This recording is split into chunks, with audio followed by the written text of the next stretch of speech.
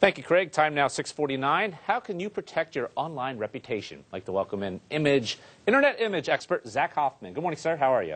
Doing great. Thank you, Ben. All right. So who needs online image enhancement? Well, we assist corporations, business people, as well as politicians and high-profile individuals alike, and anybody who may have had issues stemming from potential media or other types of inquiries. Hey, speaking of big-name people, Miley Cyrus caught on tape smoking from a bong. I don't know if you've seen that or not. What can be done to scrub that from the internet if you're Miley? Well, I definitely heard about Miley Cyrus and her little stumble upon there with Salvia, I believe it was. Anyway, what we could do is if Miley Cyrus, since she's had such a proactive career and she's been highlighted very primary in her success, what we would do is we would position those assets so if something were to come up or something were to leak about her, we could immediately recover it by pushing up the positive information and enhancing her image in the public eye. But for something like this, you can't hide this. Can't necessarily hide it, but Ben, how often do you make it to the second page of Google? I think a lot of people go to the second page. I think you can. Really? Yeah, if I'm looking at somebody, I'll maybe go to the second page. Maybe, but if you were convinced that you found relevant information in the top 5 results, you know, you might just kind of... So you're banking on the fact that people won't keep going and making that second step is what you're talking about. Not necessarily banking on that, but the reality is data and statistics show that 95% of people do not make it beyond that. So let's say I Google your name. I get a lot of nasty stuff. Or even mine. You may find something bad about me. How do you get it taken down or lowered? What do you need to do? Well, it has to be a proactive process.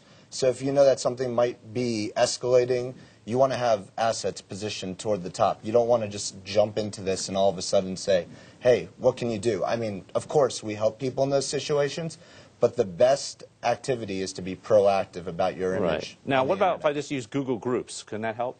Google Groups? Yeah, that's one of the functions they have. Not necessarily. I would say more with proactive press releases, managing a blog, a Twitter account, just making the public aware of what you're doing positive for the community. What if I contact the website directly, like Facebook, and say, hey, something's being said about me that's not accurate. Can you have it removed? Thus, it'll be removed from any searches.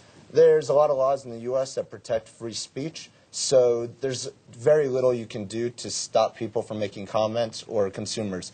The legal battles themselves would probably cost you more than proactively working with an organization like ourselves to. What about a Who Is report? What about that? A Who Is report? Yeah. You can't do much about some of those, but like I said, if you can convince people that they really should not go any further and looking for information about your organization or you as an individual, you can keep them with the relevant information. Now, one of the things people could do, and I say, you know, I know it's hard to battle City Hall or battle a big company, but if you write a letter with a bunch of legalese in it, sometimes that could just make them bounce off or back off, rather. I mean, wouldn't they just kind of back off, possibly, if you just send a stiff, stern letter?